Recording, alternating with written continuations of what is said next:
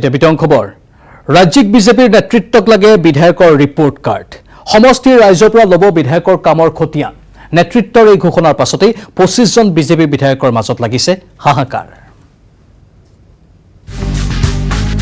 Corona যুদ্ধৰ মাজতে 2021 চনৰ বিধানসভা নিৰ্বাচনৰ প্ৰস্তুতি চলাইছে ৰাজ্যিক বিজেপিয়ে ইতিমধ্যে বিধায়কৰ খতিয়ানক লৈ ব্যস্ত হৈছে দলীয় নেতৃত্ব যোৱা 4 বছৰে কি কৰিলে বিধায়কসকলে ৰিপৰ্ট লাগে মুখ্যমন্ত্ৰী আৰু ৰাজ্যিক বিজেপিৰ সভাপতি সমষ্টিবাসীৰ পৰা ৰিপৰ্ট কাৰ্ড লব দলৰ দুই মুৰব্বীয়ে এনে পদক্ষেপৰ বাবে এতিয়া হাহাকাৰ লাগিছে বিজেপি বিধায়কসকলৰ মাজত উন্নয়নলৈ পিঠি দিয়া বিধায়কসকলৰ ৰাতি টোপনি নোহোৱা হৈছে জানিব পৰা মতে 25 জন বিধায়কৰ কাম কাজত সন্তুষ্ট নহয় দলীয় নেতৃত্ব এই 25 বিধায়ক হল বলিন চেতিয়া হদিয়া সুৰেন ফুকন দিগবৈ ভাস্কৰ শৰ্মা মাৰ্ঘেৰিটা চক্ৰ গগৈ মৰাণ নবনীতা সন্দিকৈ সোণাৰী ৰূপক শৰ্মা নগাঁও আঙুলতা ডেকা বটদ্ৰা ডিম্বেশ্বৰ দাস ৰহা অশোক সিংঘাল বিলাসীপাৰা পূব চুমৰংহাং ডিফু অতুল বৰা দিছপুৰ দিলীপ পাল শিলচৰ গুৰুজ্যোতি দাস মঙলদৈ মিহিৰকান্তি ঘোষ উদাৰবন্দ প্ৰণৱ কলিতা পলাশবাৰী সুমন হৰিপ্ৰিয়া হাজো অশোক শৰ্মা নলবাৰী নাৰায়ণ কলিতা বৰক্ষেত্ৰী বিনন্দ শইকীয়া চিপাঝাৰ উৎপল বৰা গহপুৰ শিবু মিশ্ৰ লামডিং কুশল দুৱৰী হাওৰা তেৰছ গোৱালা দুলিয়াজান বিনোদ হাজৰিকা চাবুৱা আৰু কিশোৰনাথ বৰখোলা এইসকল বিধায়কৰ কাম কাজক লৈ সন্তুষ্ট নহয় দলীয় নেতৃত্ব যোৱা 4 বছৰত এইসকল বিধায়কৰ বিৰুদ্ধে উত্থাপিত হৈছে বহু অভিযোগ আঁতৰি আহিছে সমষ্টিবাসীৰ পৰা বেড ৰিপৰ্টৰ বাবে 2021 চনৰ নিৰ্বাচনত টিকটৰ পৰাও বঞ্চিত হ'ব পাৰে এইসকল বিধায়ক bureau report news 18 Assam north east মাত্ৰ এটা মাহতে অসমত বৃদ্ধি পালে 11% নিবনুৱা লকডাউনৰ বাবে কৰ্মহীন হৈ পৰিছে এই বৃহৎ সংখ্যক যুৱক যুৱতী ৰাষ্ট্ৰীয় এক প্ৰতিষ্ঠানৰ সমীক্ষাত প্ৰকাশ পাইছে এই উদ্বেগজনক তথ্য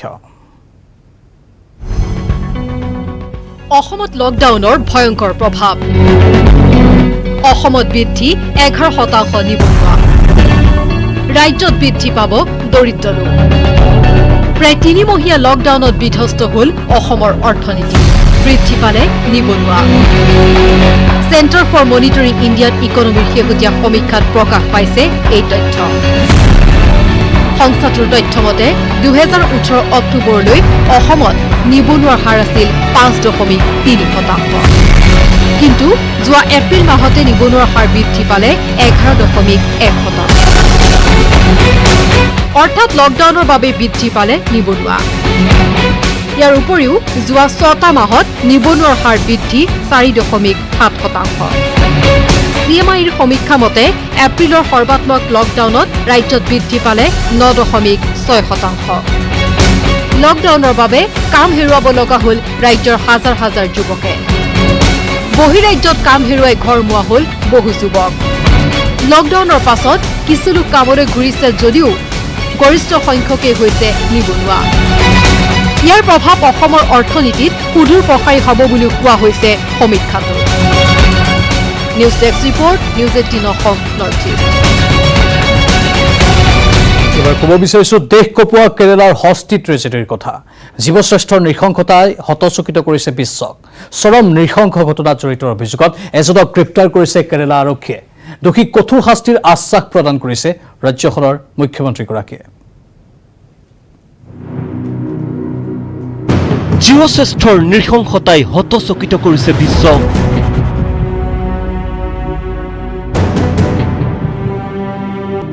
মানুহক বিশ্বাস কৰি তিল তিলকৈ মৃত্যু গৰ্ভৱতী হাতীৰ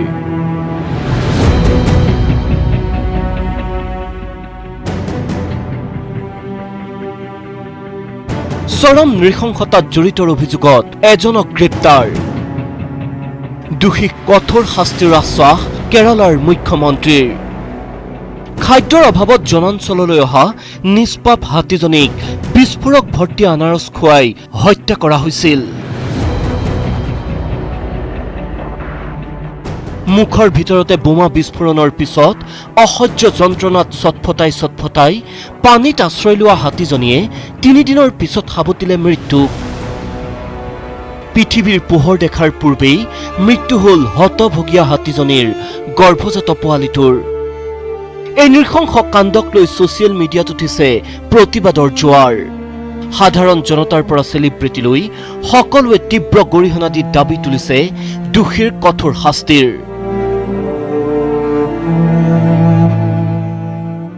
ঘটনাৰ উচ্চ পৰ্যায়ৰ তদন্তৰ ঘোষণা কেৰালাৰ মুখ্যমন্ত্ৰী Pinarayi বিজয়নৰ।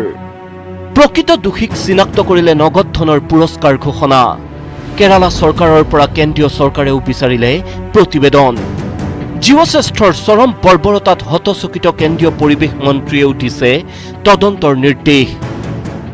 This is very cruel and this is not Indian culture.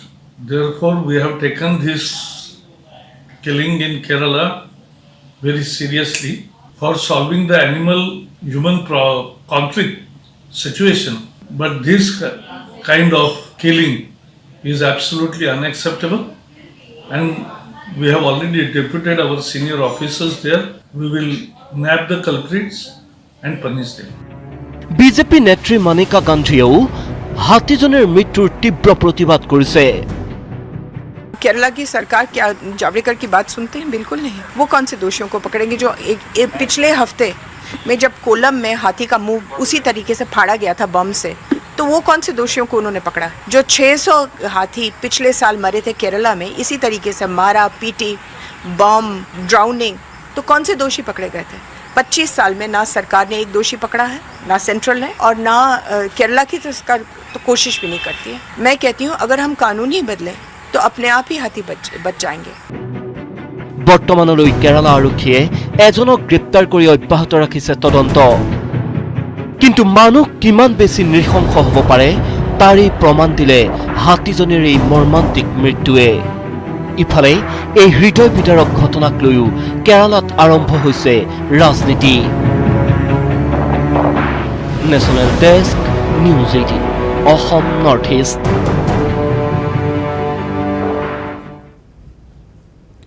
এবাৰ মহানগৰীৰ শাওকুছিৰ কোৱাৰেণ্টাইন চেণ্টাৰত উত্তেজনাৰ সৃষ্টি হ'ল। এজন কৰোনা আক্ৰান্ত চিনাক্ত হোৱাৰ পাছতেই হাহাকাৰ পৰিস্থিতিৰ সৃষ্টি হ'ল NEF কলেজৰ কোৱাৰেণ্টাইন চেণ্টাৰত। কোৱাৰেণ্টাইনৰ আৱাসীয়ে উত্তাল কৰি তোলে সমগ্ৰ পৰিস্থিতি।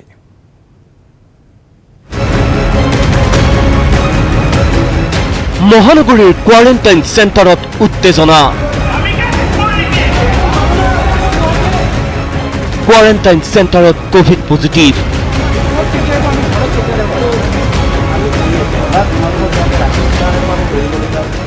আৱাসীৰ মাজত আতংক। বেতকুছিৰ NEF কলেজত স্থাপন কৰা কোৱাৰেণ্টাইন চেণ্টাৰৰ দৃশ্য এয়া।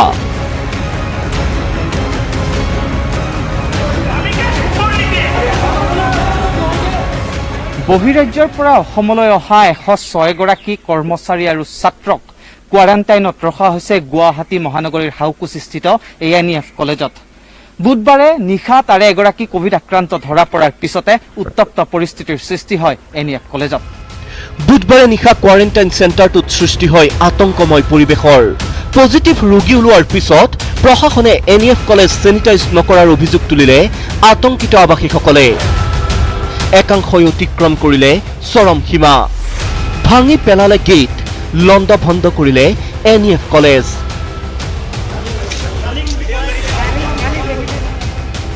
দলিয়ালে কাৰ্টনে কাৰ্টনে পানীৰ বটল। অভিযোগ উত্থাপন হোৱাৰ পিছতে নিশাই চৰকাৰ প্ৰশাসনে ব্যৱস্থা কৰিলে চৌহদ চেনিটাইজ কৰাৰ। চৌহদ চেনিটাইজ কৰিবলৈ যোৱা লোকসকলক অভব্য আচৰণ কৰি উভতাই পঠালে কোৱাৰেণ্টাইনত থকা লোকসকলে। আৰু ইতিমধ্যে তেখেতসকলে কৈছে যে কোৱাৰেণ্টাইন চেণ্টাৰত দীৰ্ঘদিন ধৰি আছিল অপ্ৰীতিকৰ আৰু অস্বাস্থ্যকৰ পৰিৱেশ। বুধবাৰে নিশা NEF কলেজত সৃষ্টি হোৱা পৰিস্থিতিৰ বিষয়ে শুনক চেনিটাইজ কৰিবলৈ অহা এই লোকজনৰ মুখেৰে। কৰিব নোৱাৰিলো কৰিছিলোঁ ফাৰ্ষ্ট ফ্ল'ৰ কৰাৰ পিছতে হাল্লা হুলস্থুল হৈ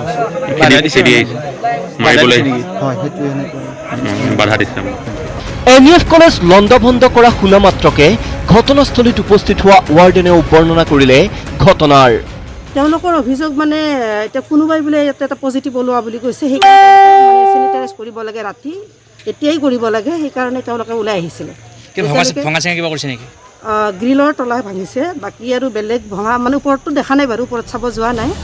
সময়মতে পৰিষ্কাৰ নকৰাৰ বাবেই কোৱাৰেণ্টাইন চেণ্টাৰত বিশৃংখল পৰিস্থিতিৰ সৃষ্টি হোৱাৰ অভিযোগ উত্তেজিত আৱাসীসকলৰ। কোৱাৰেণ্টাইন চেণ্টাৰটোৰ ভিতৰত এনে দৃশ্যয়ো স্পষ্ট কৰিলে অভিযোগৰ সত্যতা। স্নানাগাৰৰ বেচিনত তামোল আৰু গুটখাৰ পিক। প্ৰশ্ন হয়, ক'ৰ পৰা কেনেকৈ কোৱাৰেণ্টাইন চেণ্টাৰৰ ভিতৰলৈ আহিল গুটখা তামোল? ৰাজচক্ৰ বিষয়া লক্ষেশ্বৰ দাসৰ উত্তৰ, তো তেওঁলোকে অভিযোগ উত্থাপন কৰে আৰু যেতিয়া আমি সমাধানৰ কাৰণে যাওঁ তেওঁলোকে আমাক সহযোগো নকৰে। তো এইটো এটা আনপ্ৰেচিডেণ্টেড চিটুৱেশ্যন। সকলোৰ পৰা কোঅপাৰেশ্যনটো আমাক লাগে, কিন্তু আমি যি ধৰণে তেওঁলোকৰ পৰা সহযোগটো পাব লাগে পোৱা নাই। ২৭ মে'ৰ পৰা কোৱাৰেণ্টাইন চেণ্টাৰটোত ৰখা হৈছে ১০৬ জন লোকক। বুধবাৰে নিশা ইয়াৰ এজনৰ শৰীৰত COVID-19 ভাইৰাছৰ উপস্থিতি ধৰা পৰাৰ পাছতে ভীতিগ্ৰস্ত হৈ পৰে আৱাসীসকল। কিন্তু প্ৰতিবাদৰ নামত নিশা আৱাসীসকলে সৃষ্টি কৰা পৰিস্থিতিয়ে সৃষ্টি কৰিছে বিতৰ্কৰ। সামাজিক ব্যৱধান নামানি কৰা এনে আচৰণেৰে নিজৰ বিপদ নিজেই মাতি আনিছে এই আৱাসীসকলে। বশিষ্ঠৰ পৰা উৎপল হালৈৰ সহযোগত কেমেৰা পাৰ্চন বিপ্লৱ পালৰ সৈতে Gunjan Kalita, news 18 Assam north east. লকডাউনৰ সুচল কৰিলে ২০খনৰো অধিক গাঁৱৰ যাতায়াত ব্যৱস্থা। পূৰ্বে টুলুঙা নাৱেৰে নৈৰ পাৰ হোৱা ৰাইজে এতিয়া পাৰাপাৰ হ'ব এখন সুদৃশ্য দলঙেৰে। লকডাউনৰ মাজতেই ক'ত কোনে সম্পন্ন কৰিলে এই যোগাত্মক কাৰ্য? উজনিত প্ৰথমখন উলুমা দলং। লকডাউনৰ সময়ত নিৰ্মাণ ৭০ মিটাৰ দৈৰ্ঘ্যৰ দলং। ৰাইজৰ বৰঙণিৰে জাজি নৈত সুদৃশ্য দলং। চৰকাৰে নহয়, ৰাইজে নিৰ্মাণ কৰিলে দলং। টিয়কত জাজি নদীৰ ওপৰত ৰাইজে নিৰ্মাণ কৰিলে এখন সুদৃশ্য উলুমা দলং। এয়া টিয়ক সমষ্টিৰ জাজি নদীৰ এজাৰগুৰি পাৰঘাটৰ দৃশ্য। জাজি নদীৰ উত্তৰ পাৰৰ প্ৰায় ১৫-২০খন গাঁৱৰ বৰ্হি জগতৰে যোগাযোগৰ একমাত্ৰ ভৰসা এইটো পাৰঘাট। খৰালিৰ দিনত বাঁহৰ দলং আৰু বাৰিষা এখন টুলুঙা নাৱেৰে ইপাৰ সিপাৰ হ'ব লগা হয় অঞ্চলবাসীৰ ৰাইজ। এইটো পাৰঘাটত এখন স্থায়ী দলঙৰ বাবে ৰাইজে আবেদন নিবেদন কৰি আহিছে যদিও সুফল পোৱা নাই। সেয়ে লকডাউনৰ সময়ছোৱাত অঞ্চলটোৰ যুৱকসকলে প্ৰায় ১ লাখ টকা বাঁহ আৰু নাহৰ কাঠ ঘৰে ঘৰে তুলি নিৰ্মাণ কৰিলে এইখন উলুমা দলং। এই দলংখন আমাৰ এটা প্ৰধান সমস্যা। আমি বছৰ বছৰ ধৰি এইটো ভুগি আহিছোঁ। এই দলংখন আমি নিজা কৌশল আৰু চিন্তা প্ৰয়োগ কৰি প্ৰায় ২০ দিনৰ মূৰত আমি মানুহৰ যাতায়াতৰ কাৰণে খুলি দিব আজি পাৰিছোঁ। কিন্তু ইয়াত আমাৰ যথেষ্টখিনি ব্যয় হৈছে, শ্ৰম হৈছে। ৭০ মিটাৰ দৈৰ্ঘ্যৰ এইখন দলং নিৰ্মাণ কৰি গাঁৱৰ ৰাইজে ধূপ ধূনা জ্বলাই বৃহস্পতিবাৰে মুকলি কৰি দিলে যাতায়াতৰ বাবে। গতিকে আমাৰ এই সুবিধাটো আমাৰ দৰকাৰ হোৱাই আমাৰ লাভ। আৰু গতিকে আজি এই ২ মাহ দিনে আমাৰ এইটো ৰাইজৰ কষ্ট হৈছে। আমাৰ ল'ৰা ছোৱালীৰ বিষয় লৈ স্কুলীয়া হেৰিয়ালৈকে সুধি বহুত অসুবিধা হৈছে। এইটো আমাৰ সুবিধা এখেতে কৰিছে। লকডাউনৰ সময়ছোৱাত যুৱকসকলে লোৱা এই পদক্ষেপৰ বাবেই উৰ পৰিল দীৰ্ঘদিনীয়া এটা সমস্যাৰ। টিয়কৰ পৰা Diganta Hazarika, news 18 Assam north east. আত্মনিৰ্ভৰশীল ভাৰতৰ বাস্তৱ ৰূপ মঙলদৈত উপহুপাৰাত চেংৰাই নামৰ নাট্যগোষ্ঠীটোৱে আৰম্ভ কৰিছে এটি ক্ষুদ্ৰ উদ্যোগ। এই উদ্যোগৰ জৰিয়তে কৰ্মসংস্থাপনৰ বাট মুকলি কৰিছে নাট্যগোষ্ঠীটোৰ ২৫ গৰাকীকৈ শিল্পীয়ে। লকডাউনে দিছে আত্মনিৰ্ভৰ হোৱাৰ পথ। আচাৰ উদ্যোগেৰে স্বনিয়োজনৰ বাট। জেংৰাই নাট্যগোষ্ঠীৰ নতুন বিপ্লৱ। আম, জলফাই, বাঁহগাজ, নহৰুৰ আচাৰ বনাই আত্মনিৰ্ভৰ হোৱাৰ চেষ্টা এইসকল যুৱক যুৱতীৰ। লকডাউনৰ সময়ত ঘৰৰ বাৰীত পোৱা টেঙা ফলেৰে এওঁলোকে আৰম্ভ কৰিছে স্বনিয়োজনৰ বাট। ঘৰুৱা পদ্ধতিৰে আচাৰ বনাই সুন্দৰকৈ পেকেট কৰি ৰাজ্যৰ বিভিন্ন প্ৰান্তলৈ প্ৰেৰণ কৰিছে। এই প্ৰচেষ্টা হাতত লৈছে মঙলদৈ উপহুপাৰাৰ প্ৰতিষ্ঠিত নাট্যগোষ্ঠী জেংৰায়ে। দীঘলীয়া লকডাউনৰ ফলত আৰ্থিকভাৱে ভাঙি পৰিছে নাট্যগোষ্ঠীটোৰ সদস্যসকল। দলটোত থকা ২৫জনীয়া শিল্পীসকলৰ উপাৰ্জনৰ কোনো পথ নোহোৱা হোৱাত নাট্যগোষ্ঠীটোৱে আৰম্ভ কৰিছে এই ক্ষুদ্ৰ উদ্যোগ। আচলতে যেতিয়া লকডাউনে গোটেই আমাৰ নাট্য চৰ্চাটো বা আমাৰ যিটো দৈনিক কৰি থকা কাম সেইটো হঠাতে বন্ধ হৈ থাকিল, তাৰ ফলত আমি আৰ্থিকভাৱে যথেষ্ট অসুবিধাৰ সৃষ্টি হৈছে। এইটো এটা আমাৰ একেবাৰে প্ৰাথমিক চিন্তা, আৰু এইটো আমি আটাইখিনি সদস্যই প্ৰায় 25জনীয়া সদস্যই আমি জেংৰাই থিয়েটাৰ গ্ৰামত 3য় কলনী মঙলদৈত আমি আটাইখিনি সদস্যই জড়িত হৈ ইয়াত কাম কৰি আছোঁ, আৰু প্ৰায় 25গৰাকী সদস্যৰে সংগঠিত জেংৰাই অসমৰ 7-8জন সদস্যই প্ৰত্যেক দিনে ইয়াতে আহি এটা শিফ্ট কাম কৰে, আকৌ আন এটা শিফ্টত আনবোৰা সদস্য আহে। প্ৰধানমন্ত্ৰীয়ে আহ্বান জনোৱা আত্মনিৰ্ভৰ ভাৰতৰ এক উদাহৰণ হৈ পৰিছে এই উদ্যোগটো। প্ৰতিদিনেই আম, জলফাই, নহৰুকে ধৰি ভিন্ন ফলৰ আচাৰ বনাই ৰাইজৰ মাজলৈ উলিয়াই দিছে। লকডাউন কিছু শিথিল হোৱাৰ লগে লগে ৰাজ্যৰ ভিন্ন প্ৰান্তলৈও ৰপ্তানি কৰিছে আচাৰসমূহ। আমি এতিয়ালৈকে ভোট জলকীয়া আৰু বাঁহৰ গাজ, তাৰপিছত জলফাই এনেকৈ প্ৰস্তুত কৰি থকা হৈছে, আমো প্ৰস্তুত কৰি থকা হৈছে আৰু কিবা কিবি এনেকৈ আছে। আমি মোটামুটি চিন্তা চৰ্চা অকণমান আগৰ পৰাই আছিলে, আৰু যিটো বৰ্তমান প্ৰকৃতিৰ যি সময়, যি বিপদৰ সময়, সেই সময়ত আমি যাতে কৰ্মমুখী হৈ আমি গোটেই শিল্পীখিনি লগ হৈ কৰ্মমুখী হৈ বিশ্বজিৎ ডেকা ছাৰৰ নেতৃত্বত আমি জেংৰাই আগবাঢ়িছোঁ। ৰাইজেও ব্যাপকভাৱে আগ্ৰহেৰে আঁকোৱালি লৈছে এই আচাৰ। নাট্যপ্ৰেমী এই যুৱক যুৱতীসকলৰ আত্মনিৰ্ভৰ হোৱাৰ এই প্ৰচেষ্টাক মঙলদৈ ৰাইজে প্ৰশংসা কৰিছে। মঙলদৈৰ পৰা Nabajyoti Mahanta, news 18 Assam north east. ভূমিকেন্দ্ৰিক সংঘাতৰ এক ভয়ংকৰ পৰিণতি ক'ত, সবিশেষ জনাম বাণিজ্যিক বিৰতিৰ পাছত।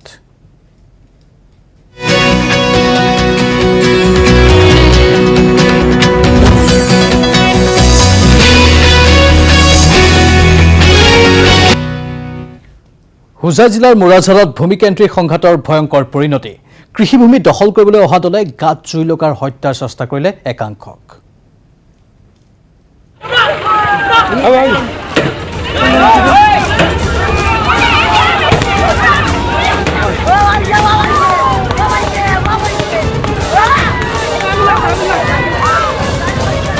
মহিলাৰ গাত জুই,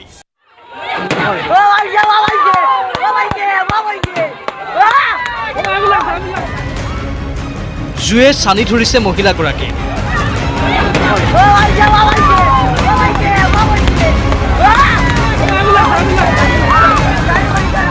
দপ দপকৈ জ্বলিছে জুইকুৰা।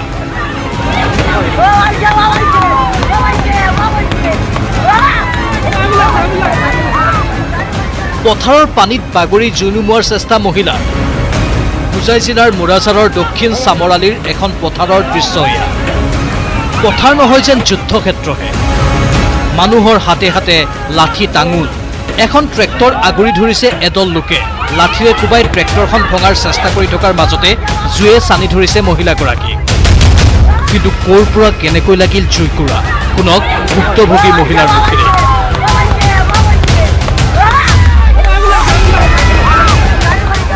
পেট্রোল লইয়া আইয়া কইছেন জিন্দা জ্বালাই লইতা কইয়াও মারছেন পেট্রোল মারিয়াও আগুন ধরাই লইছেন, আর আমার ফুয়ায় আমার টানিয়া নিয়া পানিত ফেলাইয়া আমার জান রক্ষা করছে।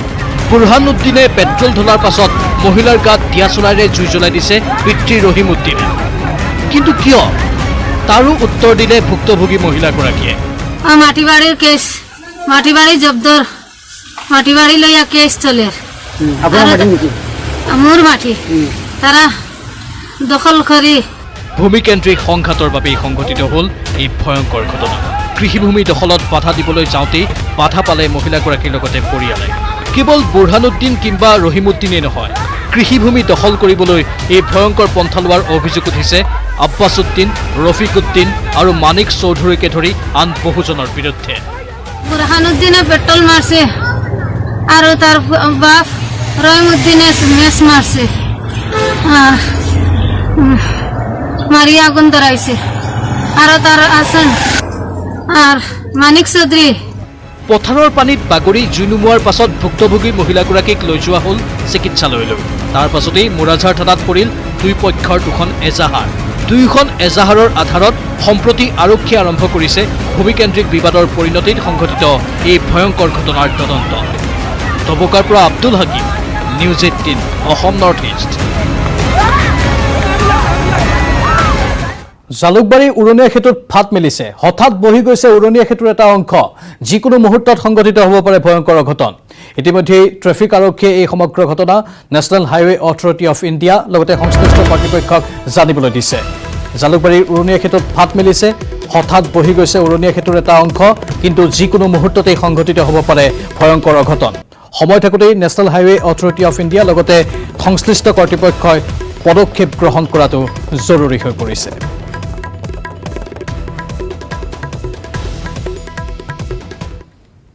দলংখনৰ এটা চাইড বহি গৈছে টাৰ্ণিংটোত আৰু যাই চালোঁ লগে লগে আমাৰ ঊৰ্ধ্বতম কৰ্তৃপক্ষক জনোৱা হ'ল আৰু সেইমতে ছাৰহঁতে চবেই কৈছে যে ব্যৱস্থা অতি শীঘ্ৰে কৰা হ'ব আৰু লগে লগে যে বেৰিকেড দিলোঁ দি নেশ্যনেল হাইৱে অথৰিটিক আমি নেশ্যনেল হাইৱে অথৰিটিক অলৰেডি জনাই দিলোঁ যে এনেকুৱা কথা হৈছে আপোনালোকৰ ইয়াতে লগে লগে ভিডিঅ' কৰি ফটো কৰি পঠাইছোঁ আৰু দলংখন যিহেতু গেমন ইণ্ডিয়া চোৱা চিতা কৰি আছে তেখেতৰ অভিযন্তাক মাতি নিও দেখুৱালোঁ মই আৰু এতিয়া যাতে কোনো গাড়ী চাড়ী এইফালে উঠিব নোৱাৰে আমি নিজেও ডিউটি কৰোঁ মই মানুহ দিছোঁ লগতে বেৰিকেড দি ঠাইটো আমি কভাৰেজ কৰি ৰাখিছোঁ অতি সোনকালে নাই সেইখিনিত যাব দিয়া নাই বিগত কিছুদিন ধৰি কোৱাৰেণ্টাইন চেণ্টাৰৰ পৰা পলায়ন কৰিছে বহু লোকে এই ঘটনাক কেন্দ্ৰ কৰি ৰাজ্যৰ ভিন্ন অঞ্চলত সৃষ্টি হৈছে তীব্ৰ আতংক আৰু প্ৰতিক্ৰিয়াৰ বিশেষকৈ হুজাৰ কোৱাৰেণ্টাইন চেণ্টাৰৰ পৰা পলায়ন কৰিছে বহু লোকে পলায়ন কৰা লোকক কঠোৰ শাস্তি প্ৰদান কৰা হ'ব বুলি ঘোষণা কৰিছে স্বাস্থ্যমন্ত্ৰী ডক্টৰ হিমন্ত বিশ্ব শৰ্মা আৰু ডিজিপি ভাস্কৰ জ্যোতি মহন্তই কৰোনা বিৰোধী যুঁজত কাৰ্যত সফল অসম দেশতকৈ যথেষ্ট কম অসমত মৃত্যুৰ হাৰ কাৰ বাবে কৰোনা বিৰোধী যুঁজত সফলতা অদৃশ্য শত্ৰু কৰোনাৰ চক্ৰবেহুত সমগ্ৰ বিশ্ব মহামাৰী কৰোনাই দৈনিক প্ৰাণ কাঢ়িছে শ লোকৰ কিন্তু অসমত তুলনামূলকভাৱে যথেষ্ট কম আক্ৰান্ত আৰু মৃত্যুৰ হাৰ অসমত এই কাৰ্য সম্ভৱ হৈছে একমাত্ৰ অক্লান্ত যোদ্ধাসকলৰ বাবে স্বাস্থ্যমন্ত্ৰী ডক্টৰ হিমন্ত বিশ্ব শৰ্মা মন্ত্ৰী ডক্টৰ হিমন্ত বিশ্ব শৰ্মা আৰু ৰাজ্যিক স্বাস্থ্যমন্ত্ৰী পীযুষ হাজৰিকাৰ নেতৃত্বত অসমত এতিয়াও সুকলমে চলি আছে কৰোনা বিৰোধী যুঁজখন স্বাস্থ্য খণ্ডৰ বুজ লোৱাৰ পৰা কৰোনা আক্ৰান্তৰ চিকিৎসা কোৱাৰেণ্টাইন ব্যৱস্থা পৰিদৰ্শনলৈ সকলো দিশতেই ব্যাপক তৎপৰতা গ্ৰহণ কৰিছে মন্ত্ৰী দুগৰাকীয়ে স্বাস্থ্যমন্ত্ৰী ডক্টৰ শৰ্মাই কৰোনা বিৰোধী যুঁজখনৰ বাবে দিন ৰাতি একাকাৰ কৰিবলগীয়া হোৱাটো সৰ্বজনবিদিত পৰিবহণ মন্ত্ৰী চন্দ্ৰমোহন পাটোৱাৰী বহিৰাজ্যৰ পৰা অসমলৈ অহা লোকসকলৰ যাতায়াতত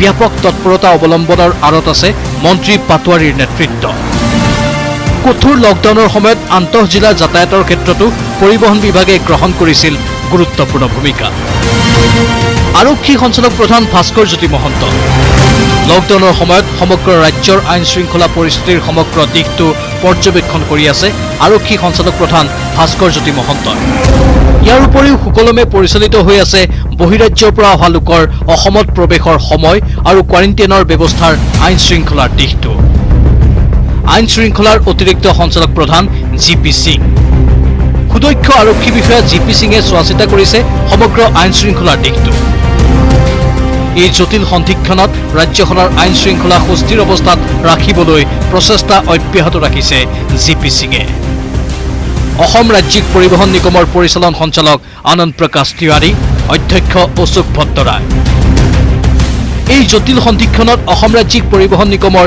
সমগ্ৰ ব্যৱস্থাটো পৰিচালনা কৰি আছে দুয়োজনে বহিৰাজ্যৰ পৰা অহা লোকসকলৰ যাতায়াতত যথেষ্ট কষ্ট স্বীকাৰ কৰিবলগীয়া হৈছে তিৱাৰী আৰু ভট্টৰায় মহানগৰ আৰক্ষী আয়ুক্ত মুন্না প্ৰসাদ গুপ্তা সমগ্ৰ ৰাজ্যৰ ভিতৰতে সৰ্বাধিক কোৱাৰেণ্টাইন চেণ্টাৰ আছে গুৱাহাটী মহানগৰ জিলাত সমগ্ৰ ব্যৱস্থাটোৰ বুজ লোৱাৰ লগতে আইন শৃংখলাৰ দিশতো সমানে তীক্ষ্ণ নজৰত ৰাখিছে আৰক্ষী আয়ুক্ত মুন্না প্ৰসাদ গুপ্তা চিকিৎসক নাৰ্ছ আৰু চিকিৎসাকৰ্মী কৰোনা বিৰোধী যুঁজখনৰ প্ৰত্যক্ষ যোদ্ধা চিকিৎসক নাৰ্ছ আৰু চিকিৎসাকৰ্মীসকল তেওঁলোকৰ অক্লান্ত পৰিশ্ৰম ত্যাগৰ বাবে দুশ্চিন্তামুক্ত হৈ থাকিব পাৰিছে ৰাজ্যবাসীয়ে bureau report news 18 Assam north east quarantine চেণ্টাৰৰ পৰা মানুহৰ পলায়ন যিটো প্ৰকৃততে সঁচাকৈয়ে শুভ লক্ষণ নহয় ক'ত হৈছে এই ঘটনা সবিশেষ লৈ আহিম বাণিজ্যিক বিৰতিৰ পাছত